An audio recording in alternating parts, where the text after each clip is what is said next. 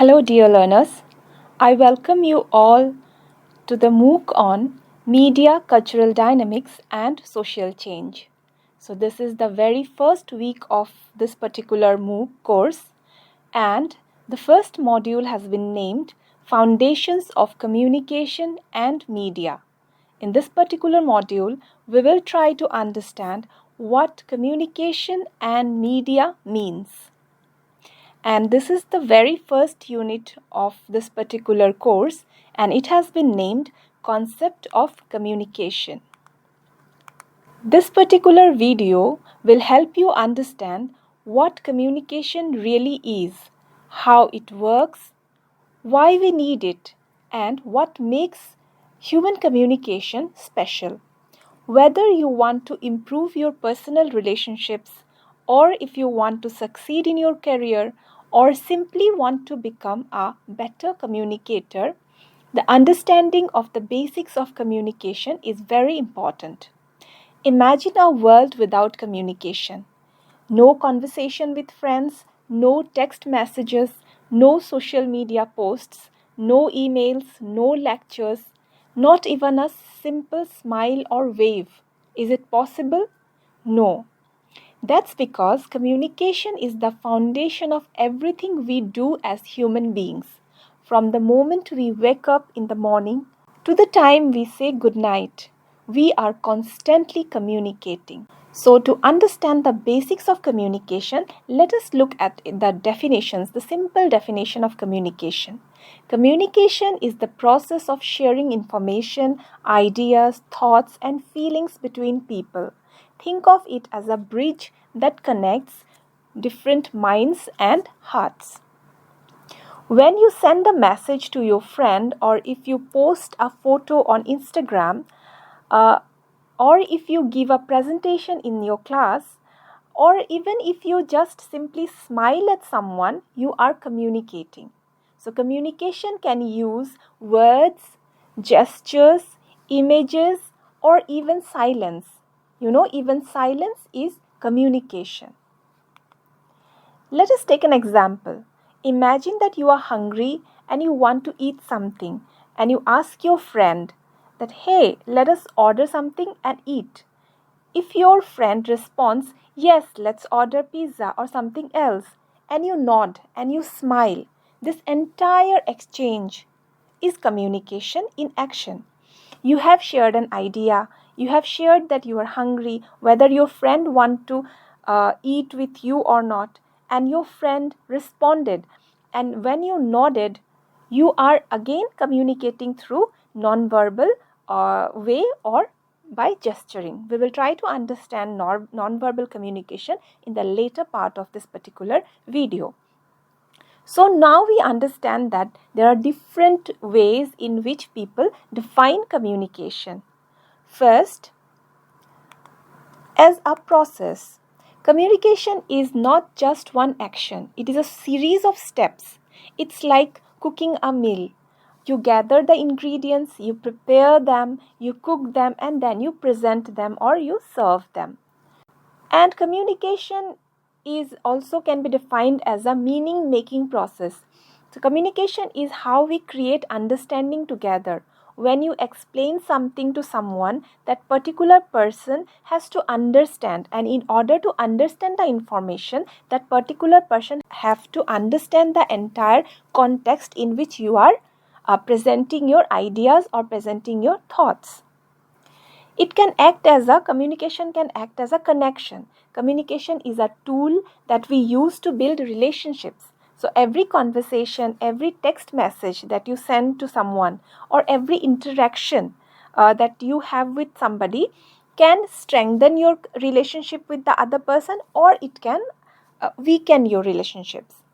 So communication can be done through symbols. We use symbols, mainly words or emojis in your messages. You can use gestures, body language. You can use images, pictures to represent your thoughts.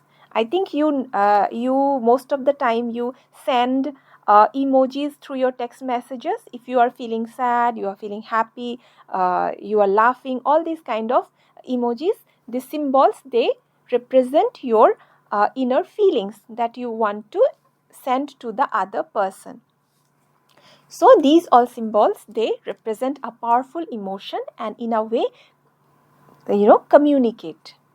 So what are the key features of communication? To understand communication, we have to know the important characteristics. First of all, communication never stops. It is always happening. Even when you are not talking, your facial expression, your posture, your body language, the way you dress, all these are sending messages to others. Okay. So if you are sitting at the back of your class with your arms crossed, you are not talking to anybody, that way also you are communicating something. You are saying something. You are representing something and telling this to your other classmates or to your teacher. Then once you communicate, you cannot take it back. For example, if you send a message, if you say something to your friend or somebody, you cannot, if your email is delivered, you cannot unsend it. You cannot take it back. You can apologize, or you can clarify, or you can, send a message clarifying the previous message, but the original message is already out there. You cannot take it back. So that is why thinking before communicating is very, very important. Thirdly, it is very important to understand that the context really matters. The context is very important while communicating. The same message can mean different things in different situations.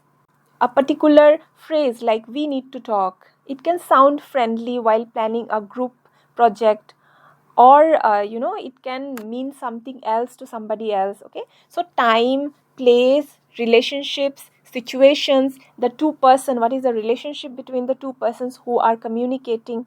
Okay, depending upon all these matters, a particular message, a particular sentence, a particular word will have different kind of meaning. The communication can be intentional or accidental. Sometimes we communicate on purpose. We want to communicate. We want to say some things to somebody. Okay, like when we give a speech, like this particular situation, I want to present this particular lecture to you learners. So in this situation, this particular communication is intentional. In some other times, we communicate without meaning to communicate. While watching a very boring picture or a movie, you might feel bored, you might feel sleepy. You are communicating, isn't it? In that way, you might yawn, or if you are if you are not interested in a particular class lecture, you will feel sleepy. So in that way, it is not intentional, but you are feeling that. So you are showing that you are not interested in this particular lecture. Then again, communication is a very complex process. Communication happens at many levels. When your friend says "I'm fine" but looks upset, you are receiving two different messages. One verbal, okay, and the non-verbal. The non-verbal message is completely contradictory to the verbal one. So in that way, you have to understand the communication by paying attention to all the levels.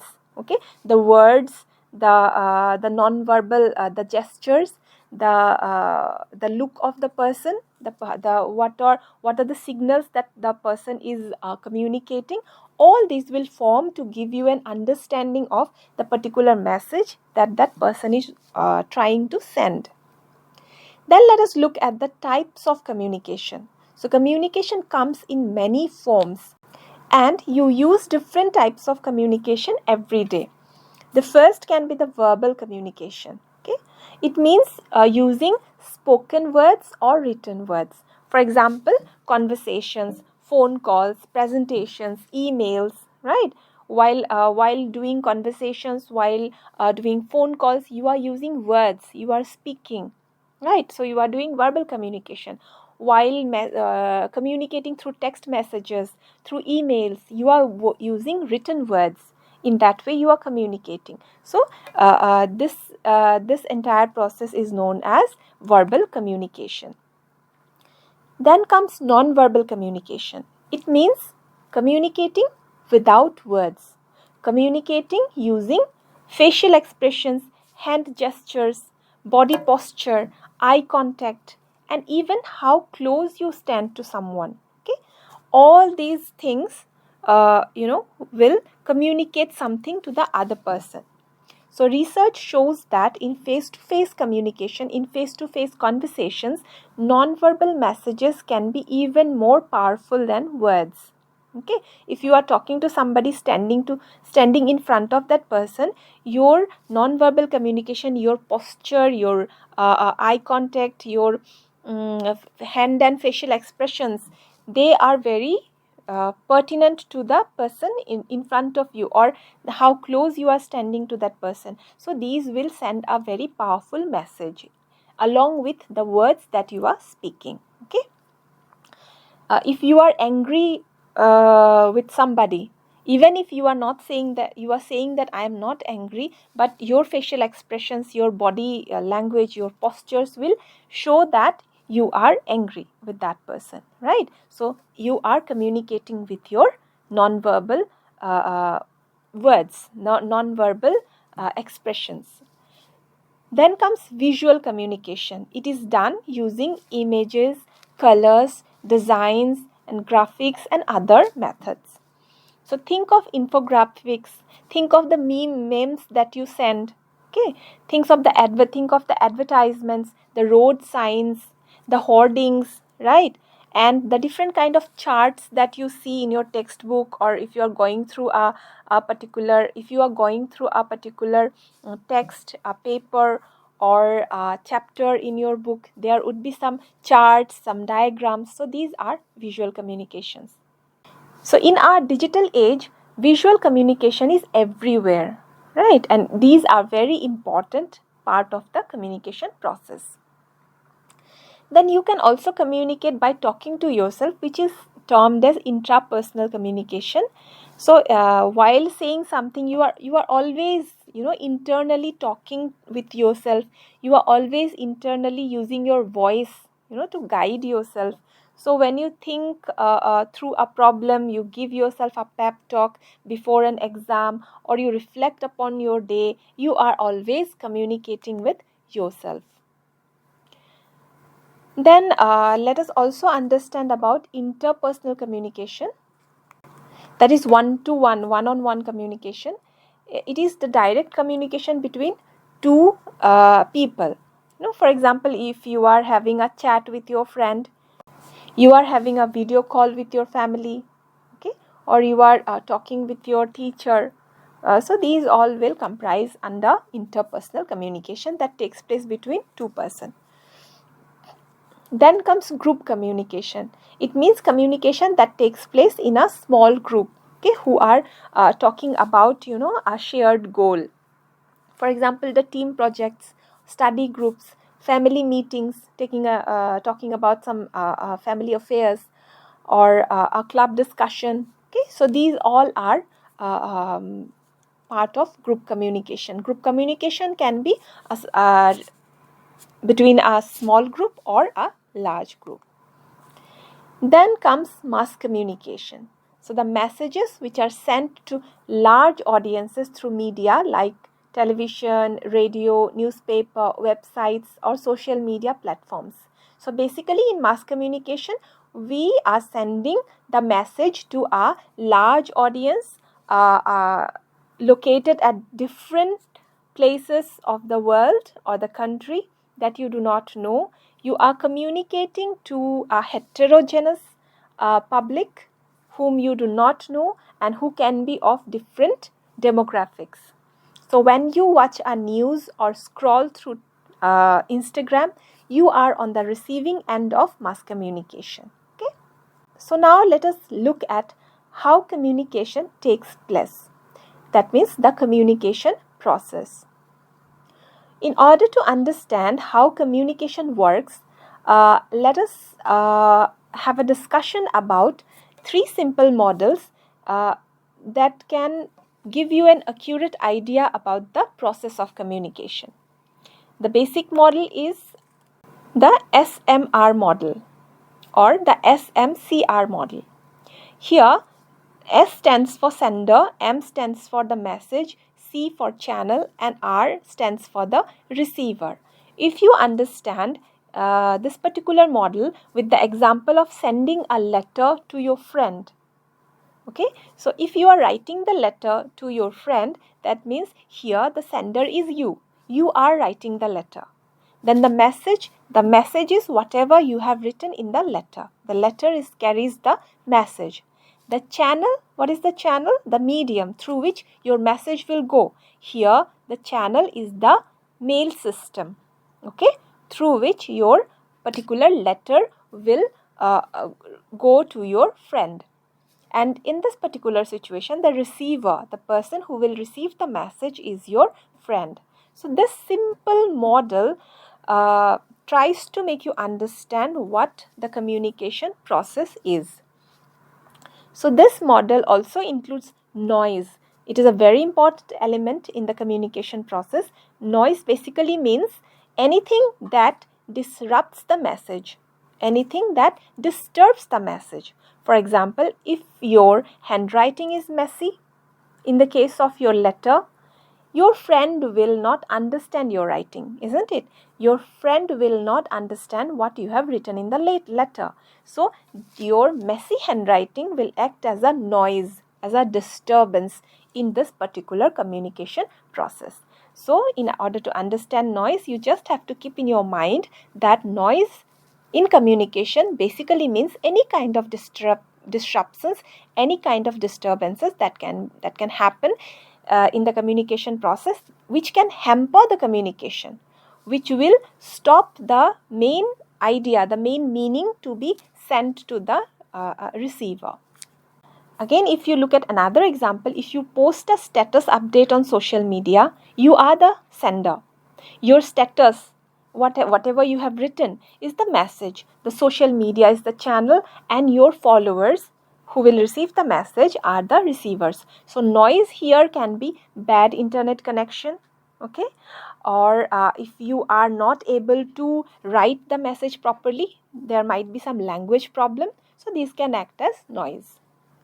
Okay, now let us look at another model which also includes the feedback. This is another element which you should understand. Okay, here you are sending the message, you are the sender, the friend will receive the message, and if the friend responds, if you are taking the if you are again taking the previous example of sending a letter, if after receiving your letter, if your friend writes a reply back to you, then this is the feedback. Feedback basically means the response, the reply. Okay, so if you are sending a text message to your friend, do you want to go out today to have a cup of coffee? If your friend replies that no, I'm very busy today, let us plan it tomorrow, then that is the feedback. This is how feedback works, and feedback is very important to continue a particular communication process.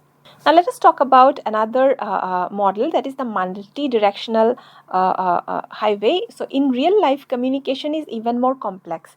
You and your friend are sending and receiving messages simultaneously. For example, you are both affected by your, if you are both affected by your past experiences, your cultural backgrounds will come into play in your communication process, or the situation that you are right now will also affect your communication process.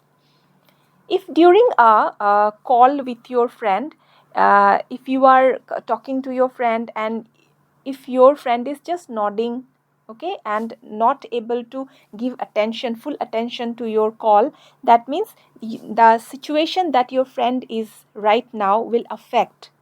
Your friend might be busy in the in another problem, right? So that his or her particular situation will affect the communication process that you were having at that particular moment. Now every communication process has some essential parts that we have talked about a little bit so far. That is the sender, that is the source. The person who starts the communication is the sender or the source. Okay, so your background knowledge, mood, and communication skills all will affect how you will send the message if you are the source or the sender of the particular message. So if you are nervous giving a presentation, for example, so that nervousness will show in your voice and your body language, and it will play a role in the communication process. When we are talking about the message, what you want to communicate. Okay, whatever idea or opinion or the message that you want to communicate is the message, and it has two parts: the content, what you want to actually say, okay, and the relationship, how you say it. You are saying it politely or rudely or respectfully or dismissively. These will always play a part in your communication process. Now let us look at one of the important terms in the communication process, that is encoding. It basically means translating your thoughts into a form that others can understand. Okay? If you choose the words, the tone of your voice or the body language so that the other person can understand. Okay? So that will be encoding. Here, for example, I want to make you understand. Here if I am the source, I am the sender, I want you to understand what communication basically means. So here, what will I do? The thoughts that I have in my mind, I have to form them into words. I have to choose a tone in which I will talk. I have to choose a language. Okay, then my body language, the hand gestures that I am making, all these will be a part of the message that you are receiving from me. Okay, so what I have done is I have encoded the message. So this process is encoding, forming the message using all the body language, the voice, the words, the language, everything. Okay, now let us come to understand channel. The message, how the message travels. Any message will require a channel to move, to reach the other end, to the receiver. Okay, so the common channels are face-to-face conversation.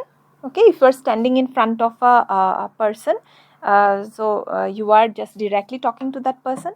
During phone calls, okay, the phone calls, you require a receiver, a connection, your technical support to make the phone calls. Then text message, you will require the internet service, you will require a mobile phone, a smartphone maybe. During email, you will require an internet connection, you will require a laptop or a mobile phone. Then social media, during video calls, you will require all the support for a channel to send your message, right? And during written letters, you will require the mail service, you will require the paper and the words, the language to send the message. Okay. Now, let us talk about the receiver, the person who will get the message. So, just like the sender, the receiver's background, the receiver's experiences and mood, all these will play a role in understanding the message. So, here comes the word decoding.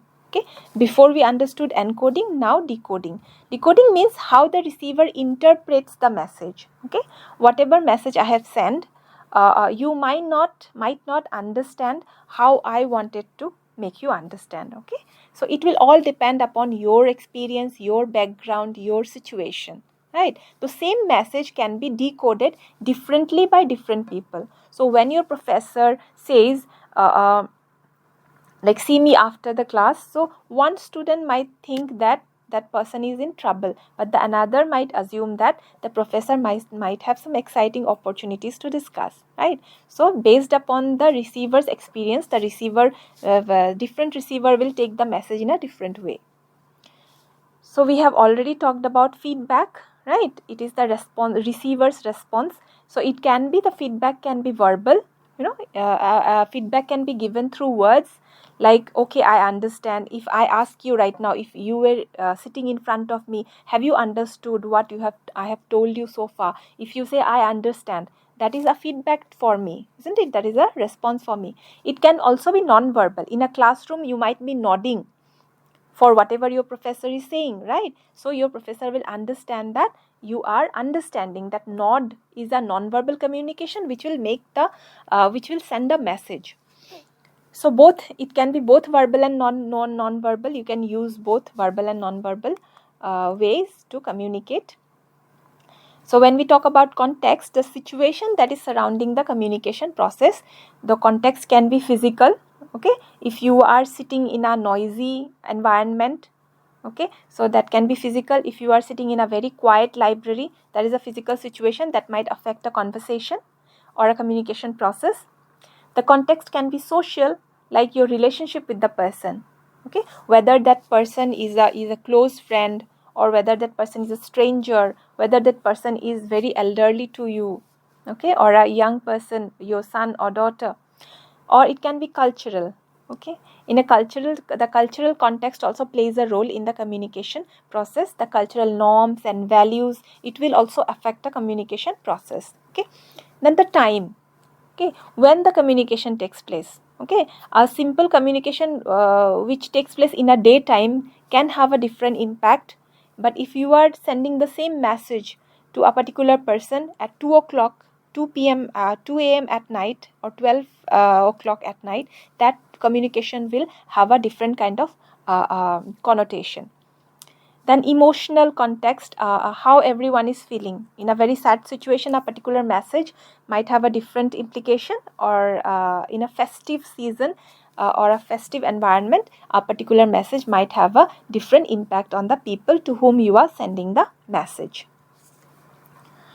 So we have also talked about noise or barriers earlier. So let us have a look at it. The noise basically means whatever that interferes with the communication process, as we have discussed so far. The noise can be of different type. Physical noise. Physical noise basically means the sounds, the actual physical disturbances like traffic, the sound, loud music, different type of noise disturbances which can affect the communication process. Noise can be psychological as well. How? The internal distractions, if you are in stress, if you are disturbed, okay, if a particular, the sender or the receiver, anybody is disturbed or in stress, or not in a very happy situation, it can affect the communication process. Then semantic noise. Semantic noise basically means language confusion, jargons, unclear words, different kind of different words which might have different meanings, the words which are very complex to understand. So these all falls under semantic noise. So when we talk about physiological noise, it basically means the body issues. If you are anything, you are disturbed with your body, if your body is not at rest or not at ease, then it might affect the communication process. For example, if you are hungry and you are bound to take a class, right, that hunger will affect in your communication process with your students. Now, how it all works together, for example, okay. So we have so far understood the elements of communication, that is the sender, encoding, message, channel, noise, right, and receiver. We have understood decoding, feedback, response, right. So far we have understood how a communication process takes place. Now, why do we need a communication process? So what is the importance of communication? First of all, it is a basic human need. So communication, so far we have understood, we know that it is not optional. It is essential for human beings, isn't it? It is important for survival and safety. So historically, humans who communicated effectively survived. They could warn each other about dangers, coordinate their hunting times, and share knowledge about food and shelter.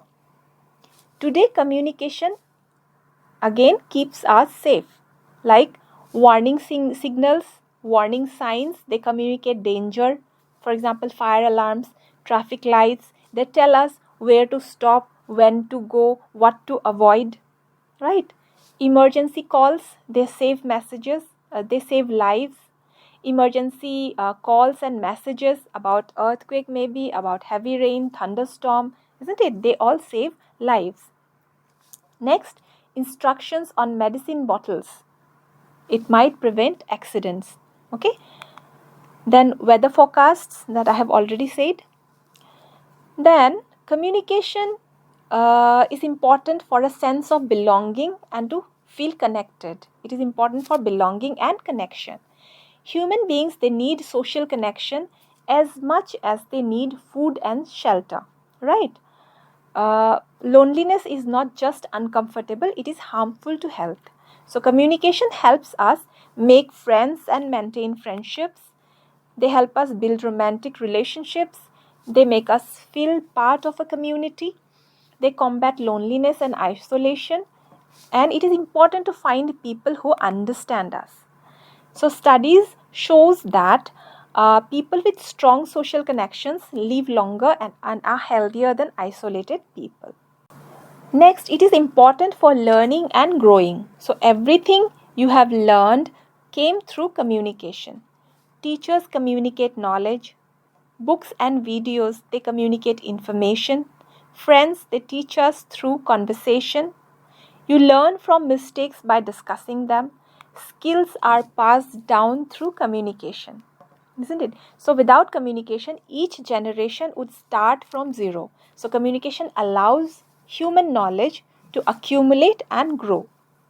So we communicate to affect people's thoughts and actions. For example, we communicate to influence others by persuading a friend to watch a movie with you, to convince your parents to to give you something, to allow you something.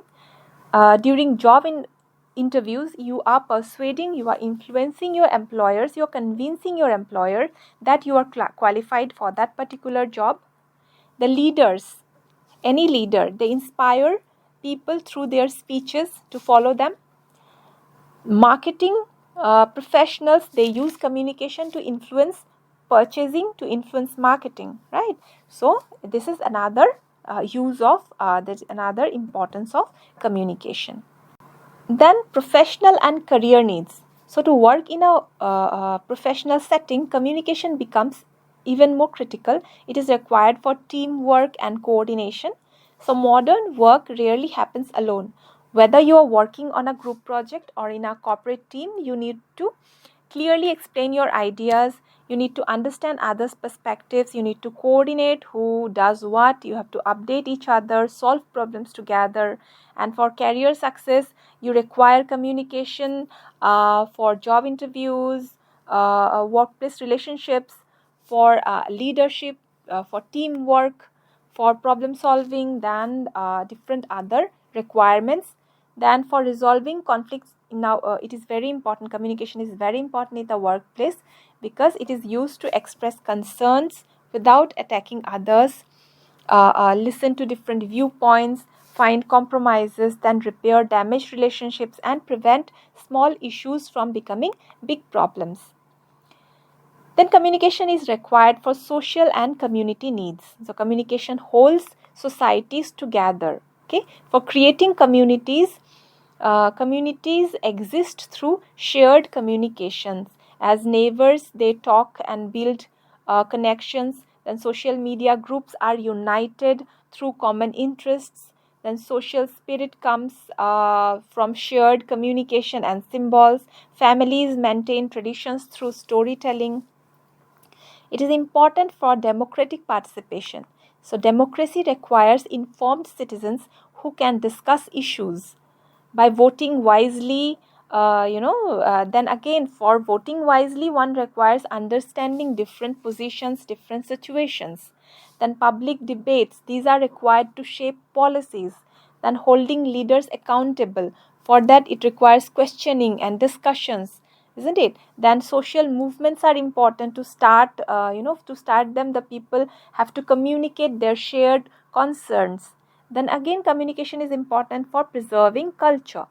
So culture basically lives through communication. Okay, stories can pass down through history and values. Then language itself is a cultural communication, isn't it?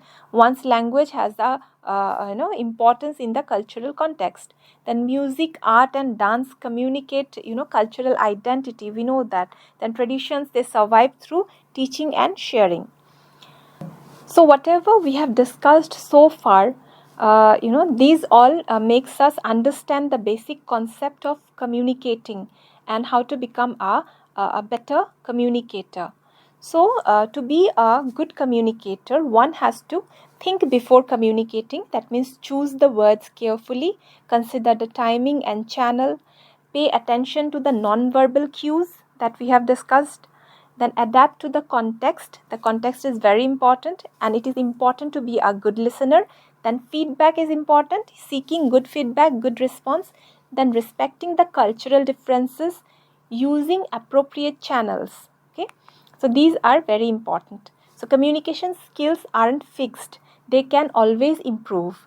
Now that you can understand that the foundations of communication, you can now begin by developing your skills that will serve you to be a good communicator throughout your professional career or in your personal life. So I hope you have understood so far how to be a good communicator, and you have understood the basics of communication process. In the next video, we will try to discuss various theories which are important to understand the communication processes, the communication scenarios that are taking place in the society today. Till then, goodbye. Thank you.